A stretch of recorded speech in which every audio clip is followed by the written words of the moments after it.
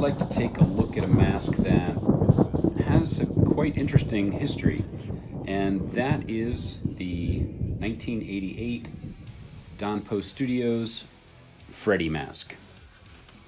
So obviously this is the Freddy Krueger character from Nightmare on Elm Street, but this particular mask at first may not seem particularly appealing, and it may not seem particularly interesting, but in fact, this mask actually has a very interesting history and is actually, in my opinion, an important mask in the history of Don Post Studios, as unlikely as that seems. And we'll take a closer look at this particular mask in a few minutes, but just to talk about the history of this mask and how it came to be. As documented in Lee Lambert's great book, The Illustrated History of Don Post Studios, Don Post Studios was going through some financial tough times in the mid-'80s. And in fact, as mentioned in Lee's book, Don Post had to actually get rid of some of his staff to cut costs. And you can see here in Lee Lambert's book, there's a page dedicated to the photos of this mask, and also quite an extensive write-up. And so in the 80s, Don Post Studios could not afford the licensing for this character. The movie came out obviously in 1984, the first movie, and the licensing became available in 1986. But Don Post Studios was not in the financial condition to afford that license at that time. And so the license was actually acquired by Collegeville Costumes. And Collegeville Costumes, as most people know, is most famous for its vacuum-formed masks with the inexpensive costume in the box, with the window in it.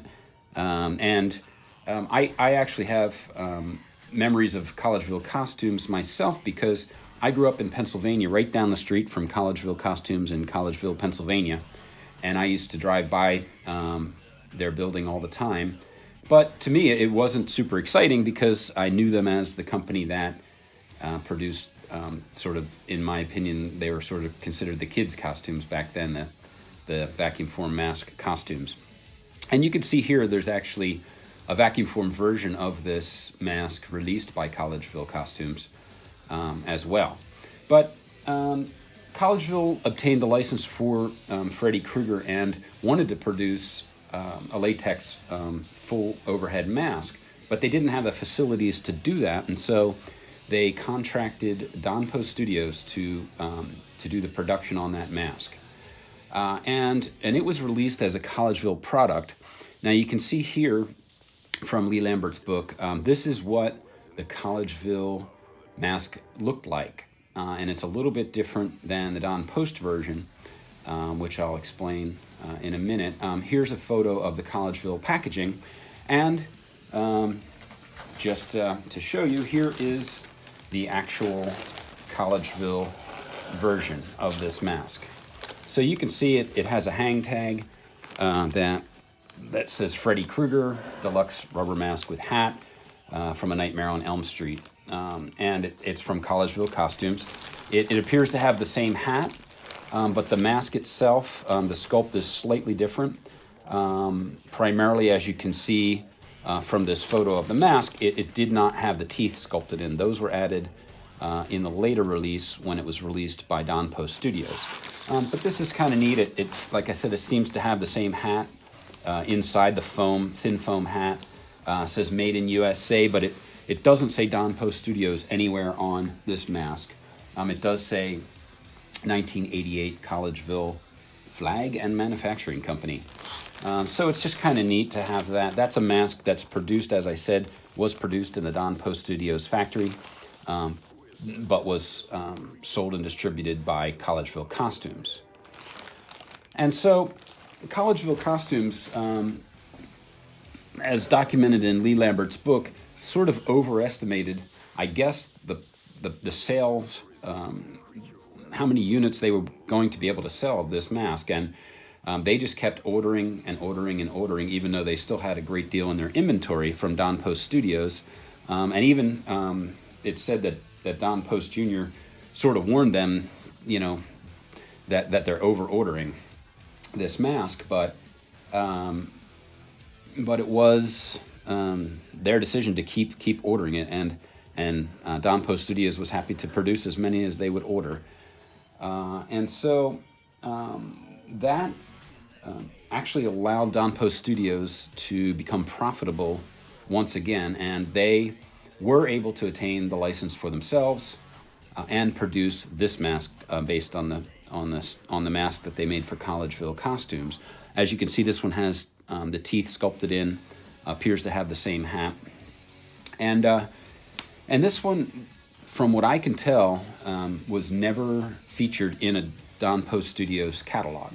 I cannot find it in any Don Post catalog, but as you saw in Lee Lambert's book, and here's a page from Pete's website at the Devil's Workshop. It was offered in magazines by Starlog Press, and this one in particular is a page from Fangoria from 1988, where this mask was offered. And so I just find this a very interesting mask. It may not be the greatest likeness of the character. It may not be the most appealing mask, but the history is really something special, I think, on this mask. It's called, it's very faint on this, but here's a photo of the tag, again, from Pete's website. It's called simply Freddy, the mask. And this mask, it appears to have, from what I can see, as a clear coat on the front, I guess to make it look shinier and more like it was burned.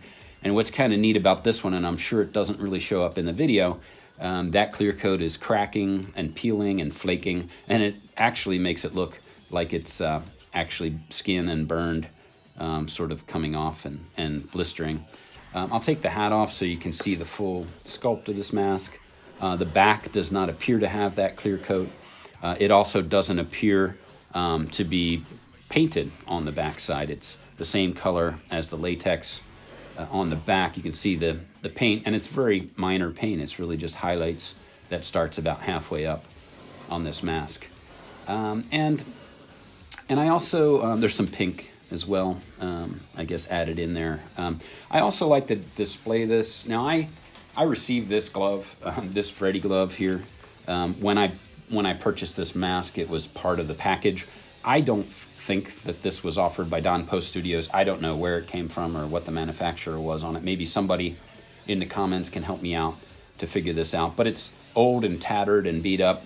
Not sure if it came that way. Probably did. But it just displays. It's a neat thing to display with it. I would like to find out what manufacturer made it. It's just all plastic, but with metal brass rivets on it. But it kind of enhances the display of this mask. So, and the hat, it's not the best hat in the world.